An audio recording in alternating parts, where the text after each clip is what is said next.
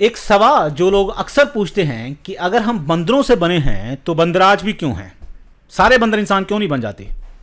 कई लोग तो इस सवाल से इतना ज़्यादा चिढ़े हुए हैं कि वो ये तक कह देते हैं कि मैं बंदरों से नहीं बना हूं, तुम बने हुए होगे।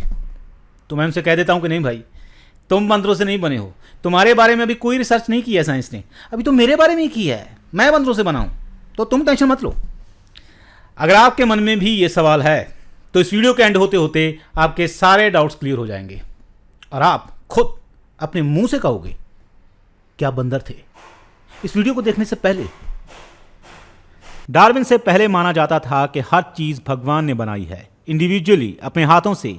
शायद डार्विन भी अपनी थ्योरी ऑफ एवोल्यूशन से पहले ऐसा ही मानते हों, पर उनकी एवोल्यूशन थ्योरी जो है वो समझाती है कि कैसे चीज़ें नेचुरली अपने आप एक फॉर्म से दूसरी फॉर्म में बदल सकती हैं। बेसिकली जो थ्योरी ऑफ एवोल्यूशन बताती है वो ये बताती है कि जो भी अलग अलग किस्म के जानवर, पशु पक्षी, पेड़ पौधे हम अपने चारों तरफ अपने आसपास देखते हैं वो कोई चमत्कार नहीं है, वो ऐसे ही किसी ने एक दिन में ही नहीं बना दिए।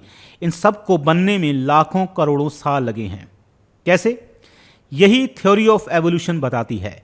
वैसे तो इस थ्योरी की आप जितनी भी गहराई में जाना चाहो जा सकते हो, पर इस थ्योरी का बेसिक सिद्धांत जो है वो बहुत सिंपल है और मुझे लगता है कि आसानी से समझा जा सकता है। इस थ्योरी का बेसिक सिद्धांत जो है वो है mutation and natural selection. Mutation का मतलब है बदलाव और नेचुरल सिलेक्शन का मतलब है कि नेचर डिसाइड करता है कि कौन सा बदलाव रहेगा और कौन सा बदलाव नहीं। यहाँ गौर करने वाली बात यह है कि नेचर कोई इंसान की तरह डिसाइड नहीं करता है कि हाँ भाई तुम रहोगे और तुम नहीं।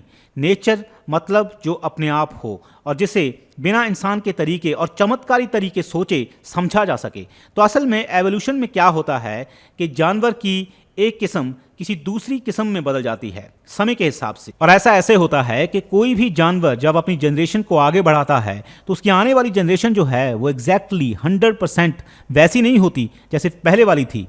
थोड़ा बहुत बदलाव जो है वो होता ही है और नेचुरली अपने आप डिसाइड होता है कि कौन सा बदलाव रहेगा और कौन सा नहीं। तो अब आप पूछेंगे कि कैसे? तो मान लीजिए कि एक शेर है और उसके 4 बच्चे हैं, 2 सफ़ेद हैं और 2 ग्रे हैं। तो जो सफ़ेद हैं वो जंगल में अच्छी तरह से छुप नहीं पाते और अपने रंग की वजह से दूर से ही नज़र आ जाते हैं, इसलिए शिकार करना उनके लिए मुश्किल है और शिकार ना करने की वजह से वो ज़िंदा नहीं रह पाएंगे। तो इस तरह से नेचर ने सेलेक्ट किया कि कौन ज़िंदा रहेगा, कौन अपनी जनरेशन को आगे बढ़ाएगा और कौन नहीं। तो अगर म्यूटेशन जो है वो नेचुरल वर्ल्ड में कामयाब हो, अपने आप को बचाकर अपनी जनरेशन को आगे बढ़ा सके तो वो आगे जाएगी और जो ऐसा ना कर सके वो ख़त्म हो जाएगी। तो इसी तरह से एक जीव की संतानों में लाखों साल बाद इतना ज़्यादा बदलाव आ जाता है कि वो एक अलग ही प्रजाति बन जाती है और यही है एवोल्यूशन का आधार। लोग कहते हैं कि इंसानों का एवोल्यूशन जो है वो रुक गया है, नहीं रुका है। अब देखिए ना, इस दुनिया में कितनी तरह के इंसान हैं। अफ्रीकन अलग तरह से दिखते हैं, इंडियन किसी और तरह से दिखते हैं और अमेरिकन किसी और तरह से दिखते हैं। इस दुनिया में इंसानों की कितनी अलग अलग किस्में बन गई हैं। हाँ, भी इंसानी एवोल्यूशन उस सीमा तक नहीं पहुंचा है जिसे हम एक अलग प्रजाति का नाम दे सकें, पर क्या पता आने वाले समय में ऐसा हो जाए। किसी एक प्रजाति को हम दूसरी से अलग तब मानते हैं जब वो प्रजाति दूसरी प्रजाति के साथ सेक्स करके बच्चे पैदा ना कर सके। जैसा इस दुनिया में कुत्तों की इतनी किस्में हैं कि अब कुत्तों के बीच में ही पता नहीं कुत्तों की और कितनी प्रजातियां हैं।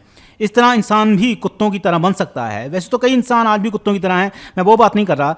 मेरा मतलब है कि इंसानों की कई किस्में बन जाएं जैसे कुत्तों की कई किस्में हैं। तो एवोल्यूशन का यही सिद्धांत है कि आने वाली जनरेशन पहली जनरेशन से थोड़ी अलग होती है और अगर ये बदलाव बचा रह सका तो वो अपने बच्चे पैदा करते हैं और वो उनसे थोड़े अलग होते हैं। इसी तरह से ये चलता रहता है और लाखों सालों बाद ये बदलाव जो है इतना ज़्यादा बड़ा हो जाता है कि वो एक अलग ही प्रजाति बन जाती है। तो जो लोग ये कहते हैं कि अगर हम बंदरों से बने हैं तो बंदराज भी क्यों हैं, तो वो ये भूल जाते हैं कि बदलाव सिर्फ एक ही दिशा में नहीं चलता है, वो बहुत सारी दिशाओं में चलता है। हम बंदरों से नहीं बने हैं, हमारे और बंदरों के पूर्वज एक थे। वो ना ही तो बंदर थे और ना ही इंसान। उनके कई बच्चे बदलाव की वजह से बंदर बन गए और कई इंसान। इसे आप इस तरीके से समझिए कि मान लीजिए किसी के 2 बच्चे हैं, एक बच्चा तो बहुत इंटेलिजेंट है और दूसरा नहीं है। पहला बच्चा जो है, जो इंटेलिजेंट है, वो अपनी इंटेलिजेंसी की वजह से एक बड़े बंगले में रहता है और दूसरा झोपड़े में रहता है। पर उन दोनों के माँ बाप मिडिल क्लास थे, मतलब कि एक नॉर्मल से घर में रहते थे। तो अगर कोई ये कहे कि ये बंगले में रहने वाला अगर उस झोपड़े में रहने वाले से बना है, तो फिर ये झोपड़े में रहने वाला आज भी क्यों है, या फिर ये झोपड़े में रहने वाला बंगले में रहने वाला क्यों नहीं बन जाता? तो ये सवाल जो है कितना मूर्खतापूर्ण लगेगा। ऐसे ही ये सवाल भी कि हम बंदरों से बने हैं तो फिर बंदर आज भी क्यों हैं, या फिर सारे बंदर इंसान क्यों नहीं बन जाते, ये सवाल भी उतना ही मूर्खतापूर्ण है। तो हम उसे ये कहेंगे कि ये बंगले में रहने वाला झोपड़े में रहने वाले से नहीं बना है, इन दोनों के पूर्वज एक थे। इस एग्जाम्पल में अगर हम कहें तो इन दोनों के माँ बाप एक थे, जो ना ही तो झोपड़े में रहते थे और ना ही बंगले में। इसी तरह से बंदरों और इंसानों के पूर्वज एक थे, जो ना ही तो बंदर थे और ना ही इंसान। मुझे उम्मीद है कि मैं इस कॉन्सेप्ट को पूरी तरह से समझा पाया हूँगा आपको, क्योंकि मैं ये सवाल सुन सुनकर थक चुका था कि अगर हम बंदरों से बने हैं तो बंदर आज भी क्यों हैं, और सारे बंदर इंसान क्यों नहीं बन जाते। और लोग तो यहाँ तक कहने लग जाते थे कि भाई मेरे पूर्वज बंदर नहीं थे, तुम्हारे पूर्वज होंगे। मेरी समझ में नहीं आता कि जिनकी लोग पूजा करते हैं उनसे अपनी तुलना करवाना वो अच्छा क्यों नहीं समझते। चलिए इस बारे में कभी फिर बात करेंगे। आज के लिए इतना ही।